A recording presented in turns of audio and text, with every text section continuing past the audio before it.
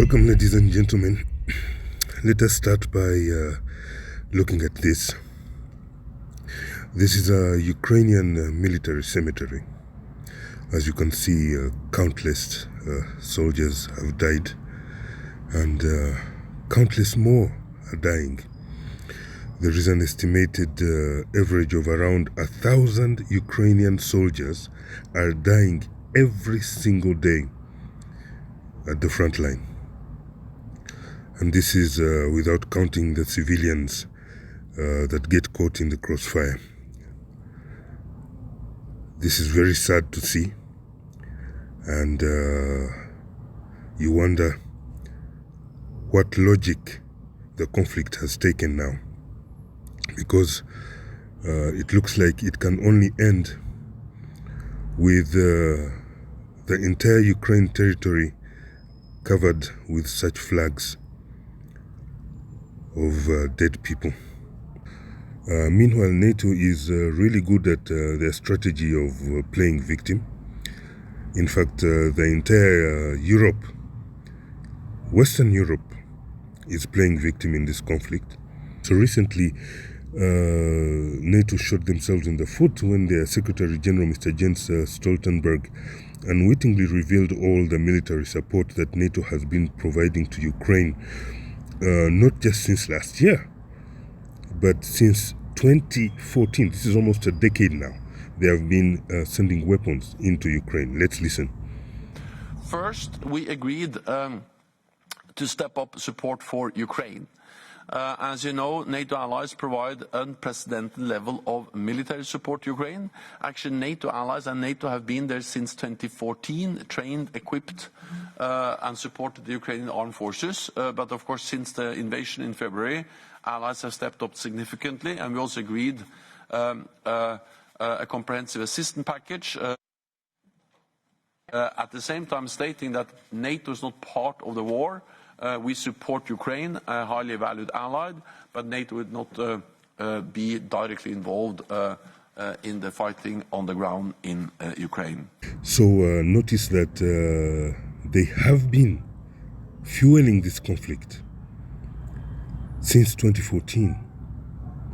And you can also notice that he insists that even though they are providing all this support, NATO is not part of the war. This would be like America and the UK saying, yes, we supported apartheid South Africa, but we are not racists. Completely nonsense.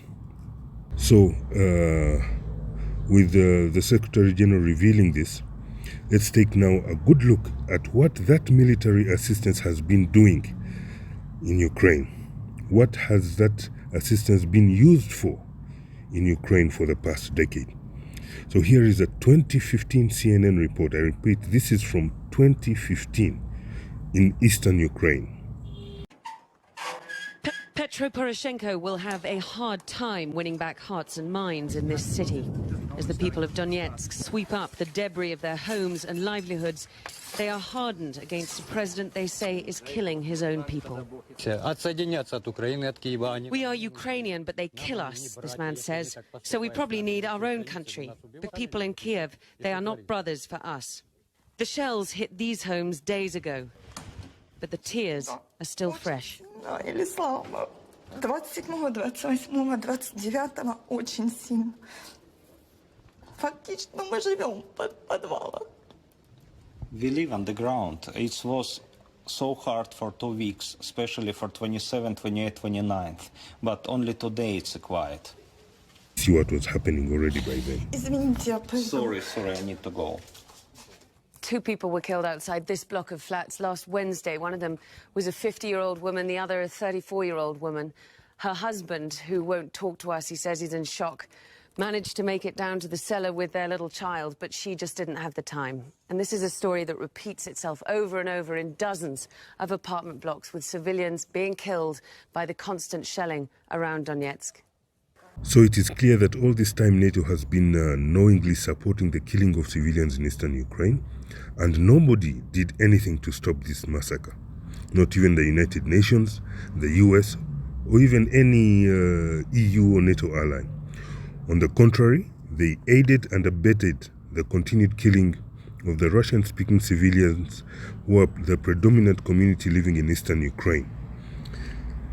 You can say that it is this endless bloodbath because there are over 50,000 people slaughtered by Kiev in eastern Ukraine for over a decade. And this situation is what has forced Russia to intervene and save those people from death and persecution at the hands of the Ukrainian government. One other thing that I have noticed is that NATO, despite having the most advanced technology and the best military strategy tools, they are actually stuck in medieval thinking, where in their war books, it seems there's not a single chapter about this de-escalation as a military strategy. They have never done anything to de-escalate any conflict which they are engaged in.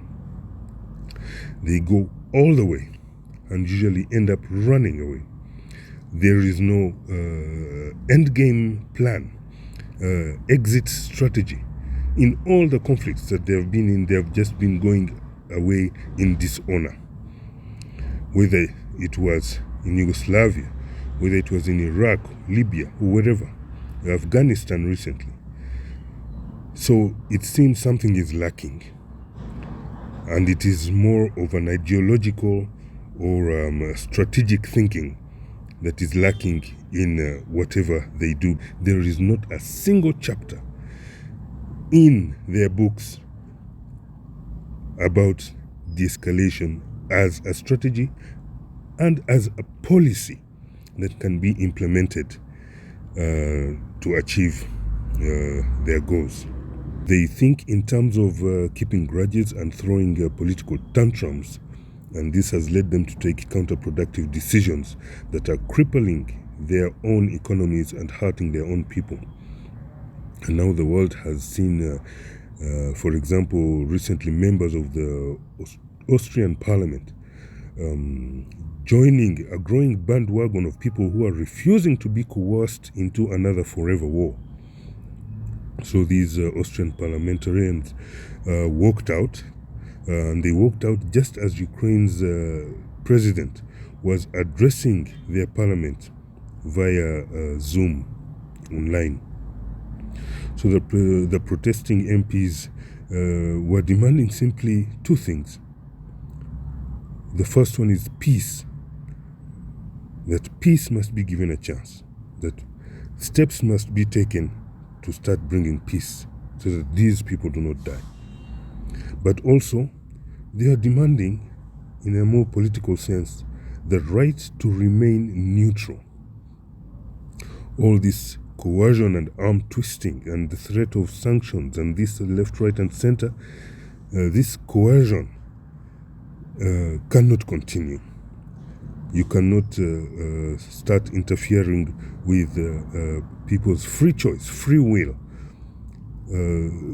Those who are remaining neutral, it's because they are not willing to put aside the historic, the true history of where this conflict has started and where it's going. You cannot claim to be solving a conflict if you are not looking at how it came about and put all the pieces of the puzzle on the table.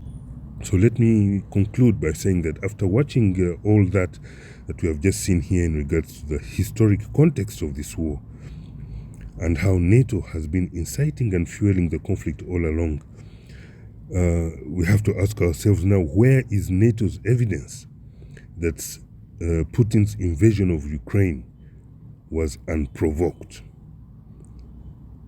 Where is that evidence? Thank you very much.